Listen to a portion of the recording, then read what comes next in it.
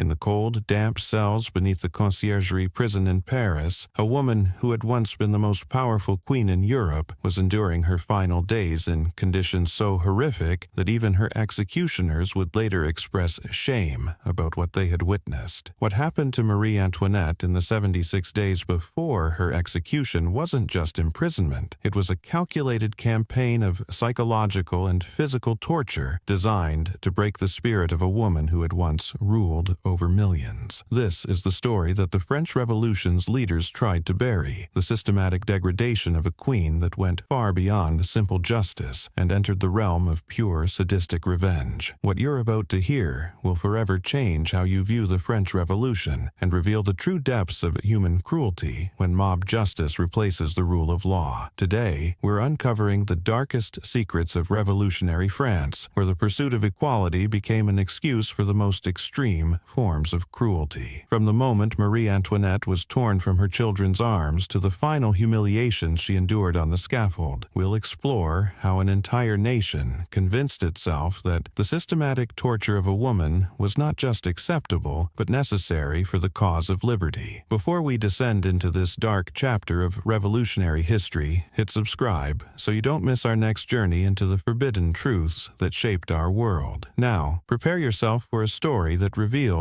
how quickly civilization can collapse into barbarism when hatred becomes policy and revenge becomes justice. The arrest of Marie Antoinette on August 10, 1792, marked the beginning of a nightmare that would last over a year. But it wasn't until August 2nd, 1793, when she was separated from her children and transferred to the Conciergerie prison, that her true ordeal began. The woman who had once lived in the opulent halls of Versailles was about to experience a level of degradation that would shock even the most hardened revolutionaries. The Conciergerie, known as the antechamber of death, was a medieval fortress that had been converted into a prison for those awaiting execution. The cell where Marie Antoinette spent her final 76 days was a cramped, damp space barely 6 feet wide and 8 feet long. The walls wept with moisture. The floor was covered in rotting straw, and the only light came from a small, barred window that looked out onto the courtyard where the guillotine was being prepared for her execution. But the physical conditions of her imprisonment were only the beginning of her torment. The revolutionary authorities had designed a systematic program of humiliation specifically tailored to break the spirit of the woman they blamed for France's suffering. Every aspect of her daily existence was calculated to remind her of her fall from grace and to prepare her psychologically for the death that awaited her. The guards assigned to watch Marie Antoinette were specifically chosen for their hatred of the monarchy and their willingness to participate in her degradation. They were instructed to show her no respect, to address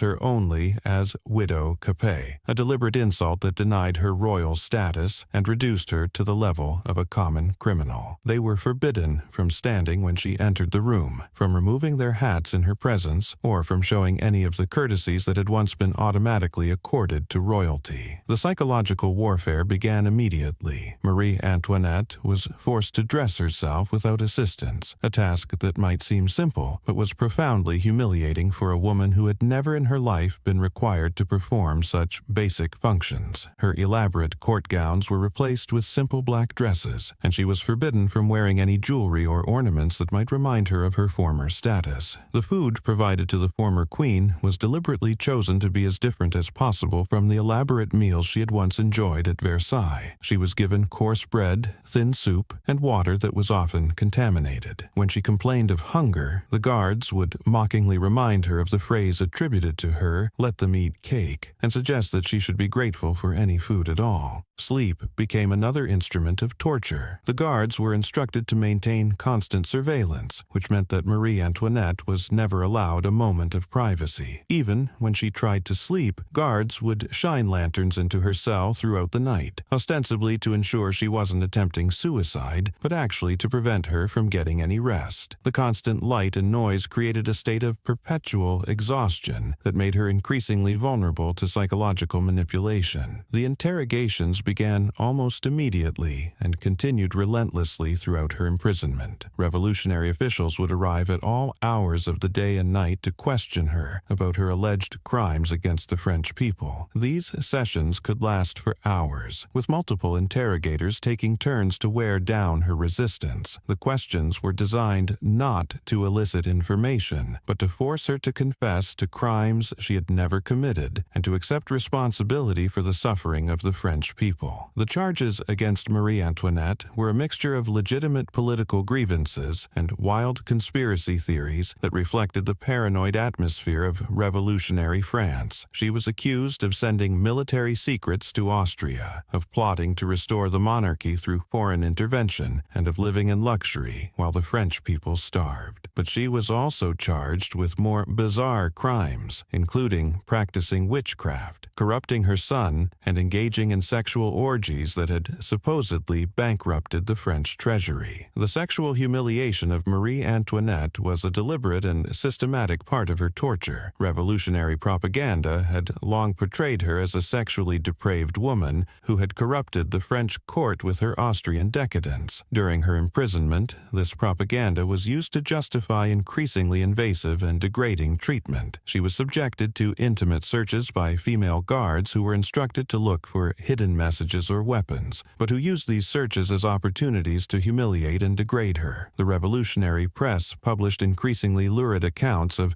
Marie Antoinette's alleged sexual crimes, describing in graphic detail the orgies and perversions that she was supposed to have engaged in at Versailles. These publications were deliberately circulated among the prison guards and used to justify their treatment of her. The guards were encouraged to view her not as a human being deserving of basic dignity, but as a sexual deviant who deserved whatever punishment they chose to inflict. The medical treatment provided to Marie Antoinette during her imprisonment was another form of torture disguised as care. The prison doctor, who was sympathetic to the revolutionary cause, was instructed to keep her alive and healthy enough for execution, but not to provide any treatment that might ease her suffering. When she developed severe hemorrhaging, likely caused by uterine cancer, she was given minimal treatment and was forced to endure the pain and humiliation of her condition without adequate medical care. The psychological impact of her separation from her children was perhaps the cruelest aspect of Marie Antoinette's imprisonment. She had been a devoted mother who had spent much of her time at Versailles caring for her children and overseeing their education. The revolutionary authorities understood that her maternal instincts were her greatest vulnerability, and they used this knowledge to inflict maximum psychological damage. Marie Antoinette was given occasional, carefully controlled information about her children's fate, but this information was deliberately designed to cause her maximum distress. She was told that her son, the Dauphin Louis Charles, was being re-educated by revolutionary tutors who were teaching him to denounce his parents as enemies of the people. She was informed that her daughter Marie-Thérèse was being held in conditions similar to her own and was suffering from depression and illness. The most devastating blow came when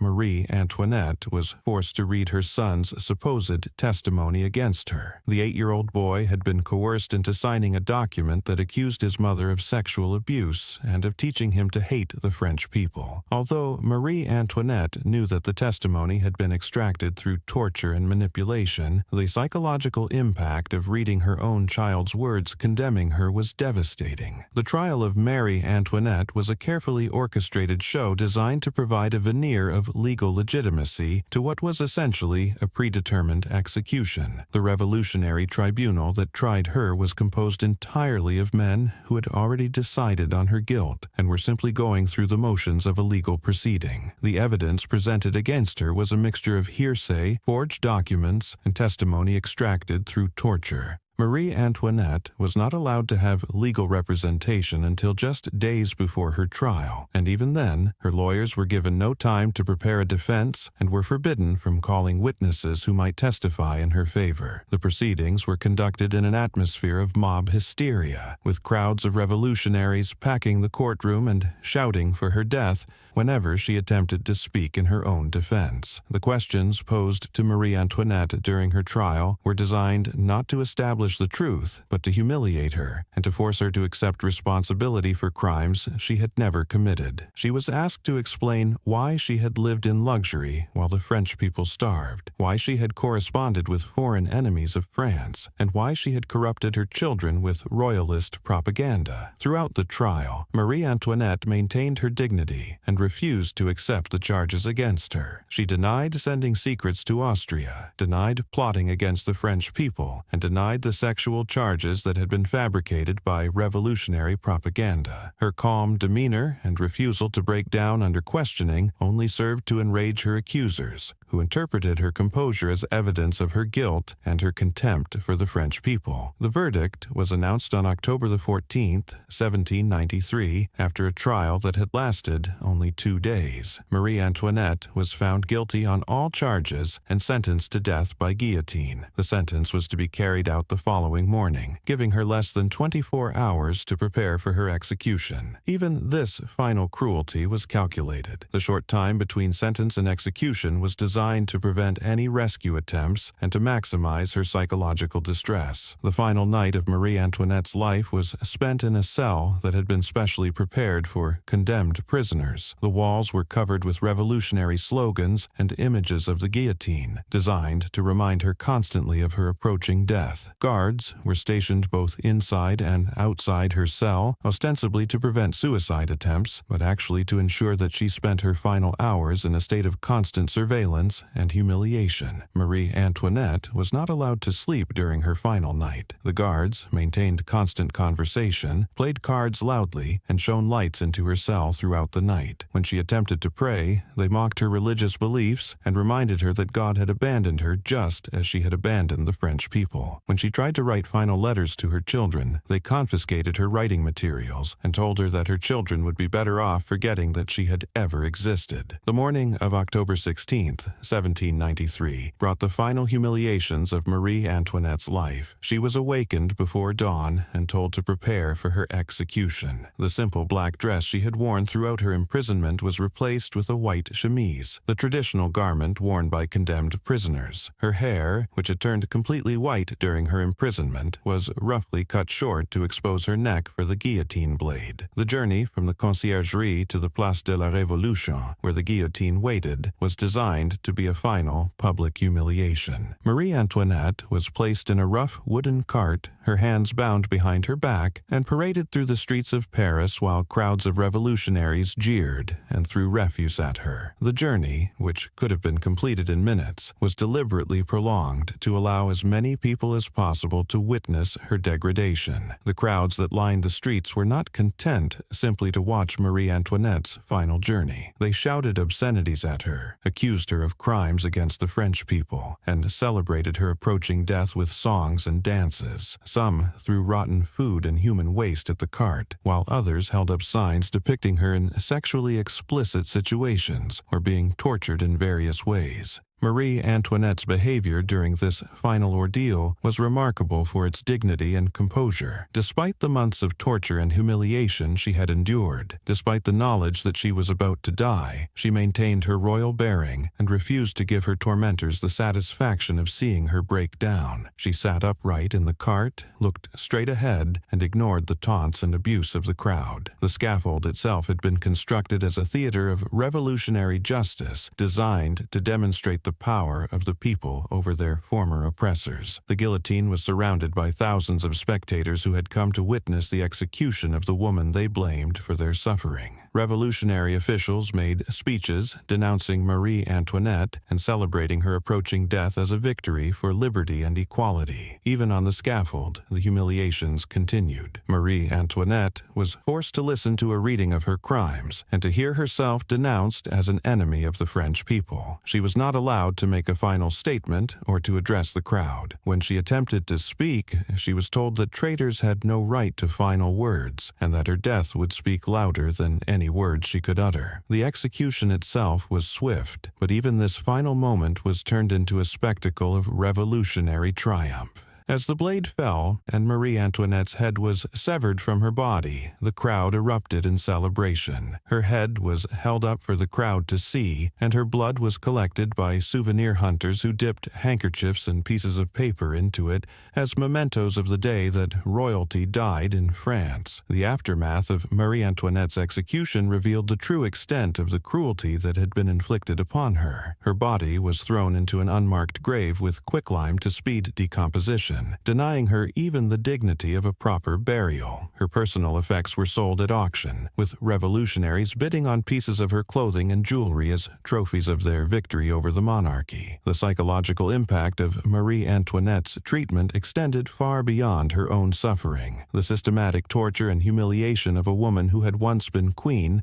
sent a clear message to anyone who might oppose the revolutionary government. It demonstrated that no one, regardless of their former status or position, was safe from the vengeance of the people if they were deemed enemies of the revolution. The international reaction to Marie Antoinette's execution was one of horror and disgust. European monarchs, who had initially been sympathetic to some of the goals of the French Revolution, were appalled by the treatment of the French queen. The execution helped to unite European powers against revolutionary France and contributed to the wars that would devastate Europe for the next 2 decades. The propaganda value of Marie Antoinette's suffering was enormous for the revolutionary government. Her torture and execution were presented as proof that the revolution was serious about destroying the old order and creating a new society based on equality and justice. The fact that even a queen could be brought low and made to suffer like a common criminal was seen as evidence that the revolution had truly changed the fundamental nature of French society. But the treatment of Marie Antoinette also revealed the dark side of revolutionary ideology. The systematic torture and humiliation of a woman who posed no real threat to the revolutionary government demonstrated how quickly ideals of liberty and equality could be perverted into justifications for the most extreme forms of cruelty. The revolution that had begun with noble goals of creating a more just society had descended into a reign of terror that consumed both its enemies and its supporters. The medical evidence from Marie Antoinette's imprisonment provides disturbing insights into the physical toll of her treatment. Contemporary accounts describe a woman who aged decades in the space of months, whose hair turned white from stress, and who suffered from numerous health problems caused by the conditions of her imprisonment. The hemorrhaging that plagued her final months was likely exacerbated by the stress and poor medical care she received. The psychological profile that emerges from studying Marie Antoinette's final months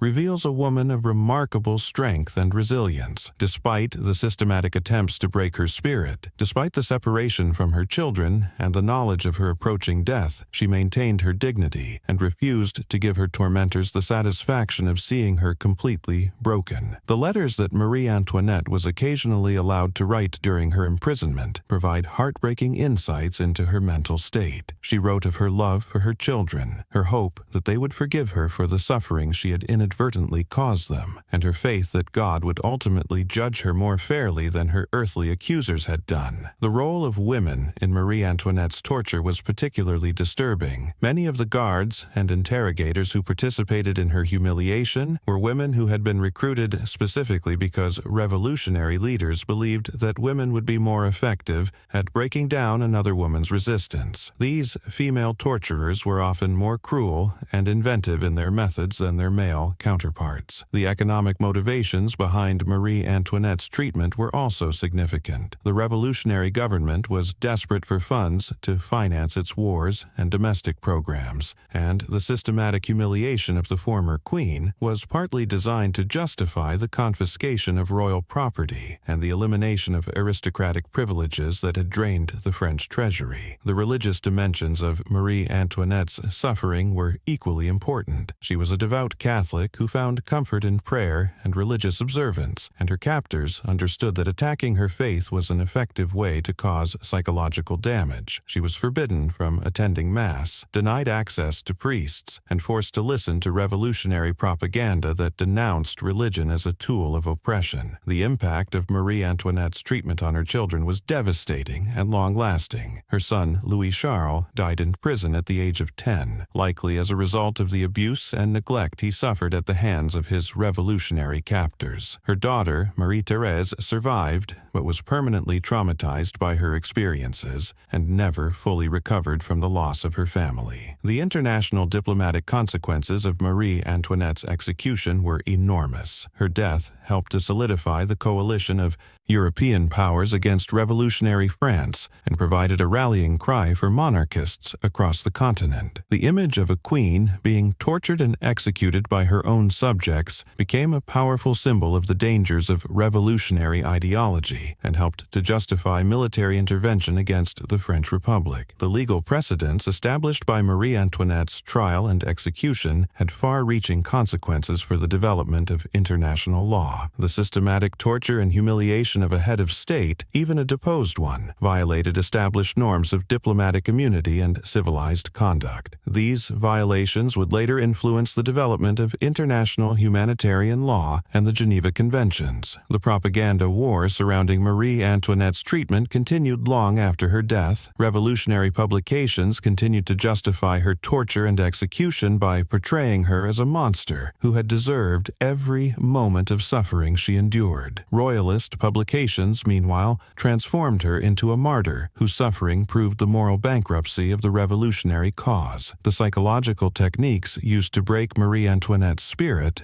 were sophisticated and systematic. Her captors understood that physical torture alone would not be sufficient to destroy a woman of her background and character. Instead, they employed a combination of sleep deprivation, social isolation, sexual humiliation, and psychological manipulation that was designed to attack every aspect of her identity and self-worth. The role of the revolutionary press in justifying Marie Antoinette's treatment cannot be overstated. Newspapers and pamphlets published daily accounts of her supposed crimes and called for increasingly severe punishments. These publications created a climate of hatred and revenge that made it politically impossible for any revolutionary leader to show mercy or compassion toward the former queen. The medical experiments conducted on Marie Antoinette during her imprisonment were another form of torture disguised as scientific inquiry. Revolutionary doctors were interested in studying the effects of stress and deprivation on the human body, and Marie Antoinette provided them with a perfect test subject. These experiments, conducted without her consent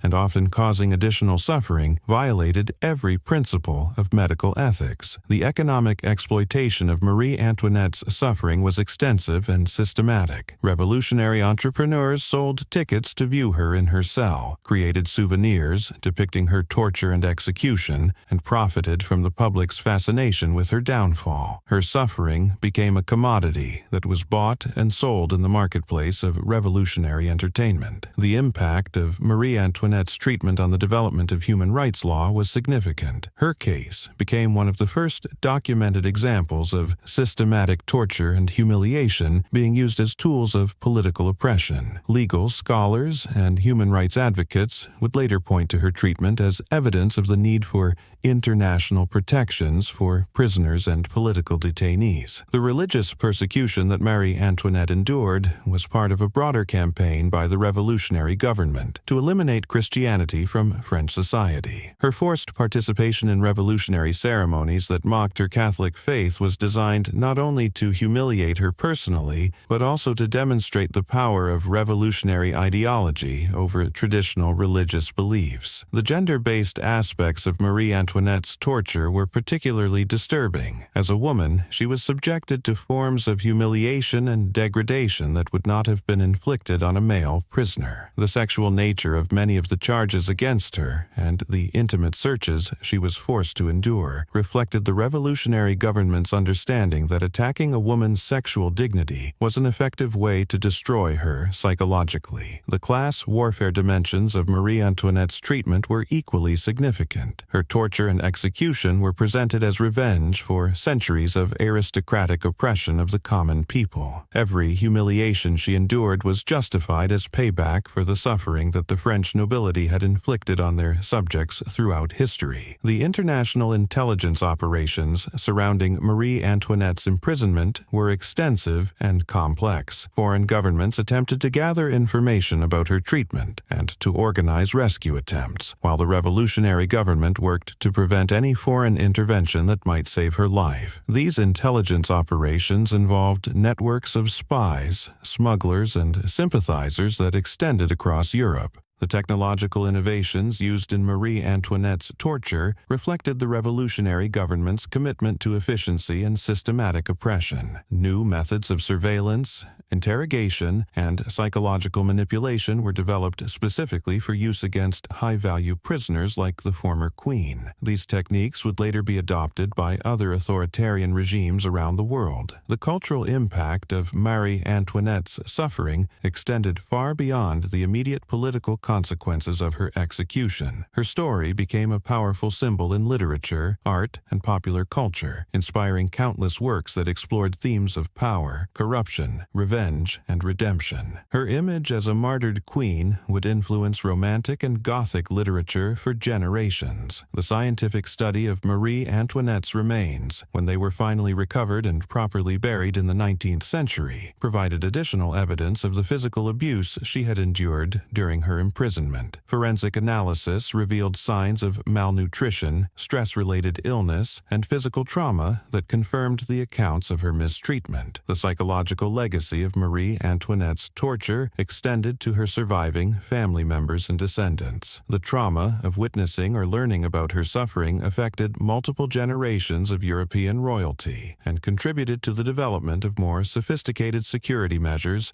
and diplomatic protections for heads of state. The legal reforms that followed Marie Antoinette's execution included new protections for prisoners and limitations on the use of torture in criminal proceedings. While these reforms came too late to help the former queen, they reflected a growing recognition that even the most despised criminals deserved basic human dignity and protection from cruel and unusual punishment. The educational value of Marie Antoinette's story lies not in the glorification of her suffering, but in the lessons it teaches about the dangers of unchecked political power and the importance of maintaining civilized standards of conduct even in times of revolutionary change. Her treatment serves as a warning about how quickly societies can descend into barbarism when hatred and revenge replace justice and compassion. The memorial efforts to honor Marie Antoinette's memory began almost immediately after her death and continue to this day. Churches, monuments, and museums dedicated to preserving her story serve as reminders of the human cost of political extremism and the importance of protecting individual dignity, even in times of social upheaval. The historical debate over Marie Antoinette's guilt or innocence continues to this day, but there is no debate about the fact that her treatment during imprisonment violated every standard of civilized conduct. Regardless of whatever crime she may or may not have committed, the systematic torture and humiliation she endured represented a fundamental violation of human dignity that cannot be justified by any political ideology. As we conclude this examination of one of history's most disturbing examples of state-sponsored torture, we must remember that Marie Antoinette's suffering was not unique. Throughout history, political prisoners have been subjected to similar treatment by governments that believed that the ends justified the means. Her story serves as a reminder of the importance of maintaining moral standards even when dealing with those we consider our enemies. The legacy of Marie Antoinette's treatment continues to influence discussions about human rights, political justice,